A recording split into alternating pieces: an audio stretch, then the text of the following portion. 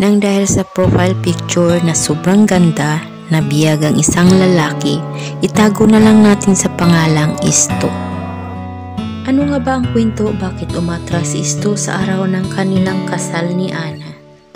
May isang lalaki na labis-labis na nagmamahal sa isang babae, itago na lang natin sa pangalang Ana. Si Isto ay laging napabastid sa mga babaeng kanyang nililigawan dahil hindi niya kayang ibigay ang mga pangangailangan ng mga ito. Sabihin na lang natin na si Isto ay isang simpleng tao, pero mataas ang standard niya sa mga babae na kanyang nililigawan kaya wala talaga siyang naging kasintahan.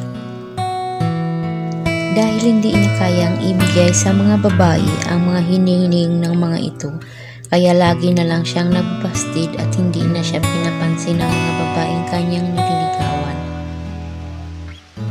Isang araw, nakapagdesisyon si Isto na umalis ng ibang bansa para magtrabaho upang umasinso ang kanyang buhay at naniniwala siya na darating din ang babae para sa kanya.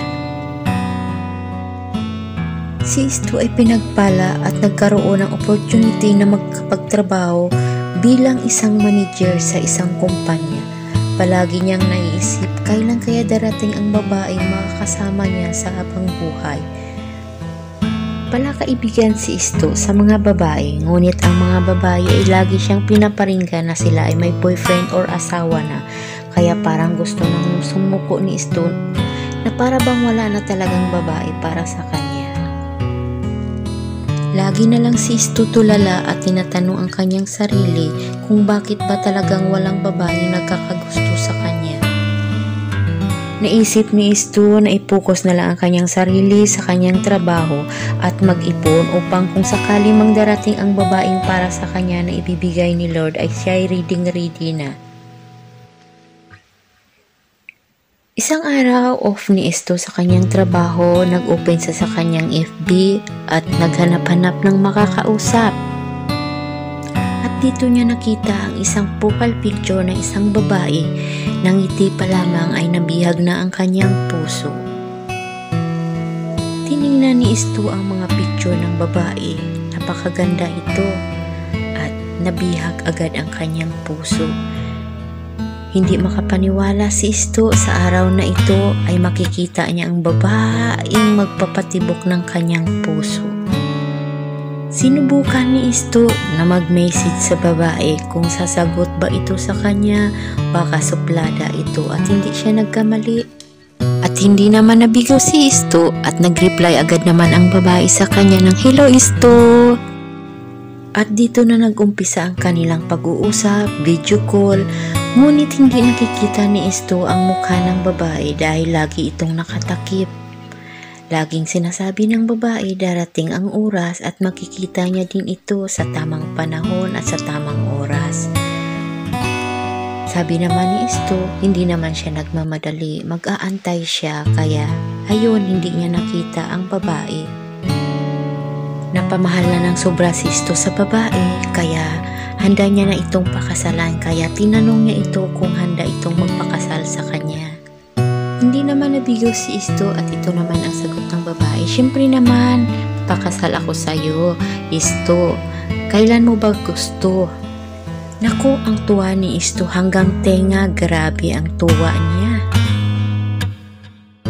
Naisip ni Isto na makikita niya na ang babaeng pinakamimiti niya sa buong buhay niya at mayayakap niya na ito at mapapakasalan. Kaya ready na siya.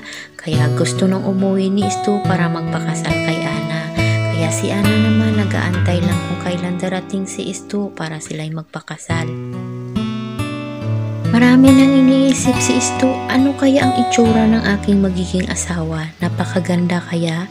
Nako, pag umuwi ako nito at makakasal kami, sigurado ang ganda ng laban namin.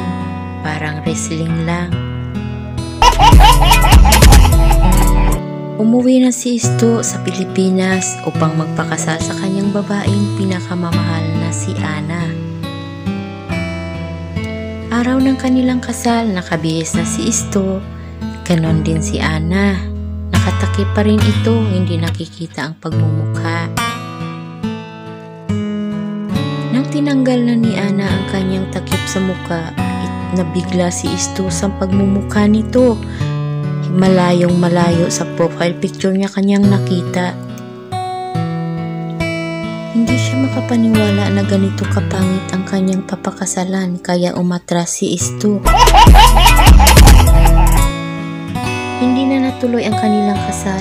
Bumalik si Isto sa kanyang trabaho. Inisip niya na lamang na parang bangungot ang lahat, na yung perang kanyang nagastos ay maibabalik din yun balang araw.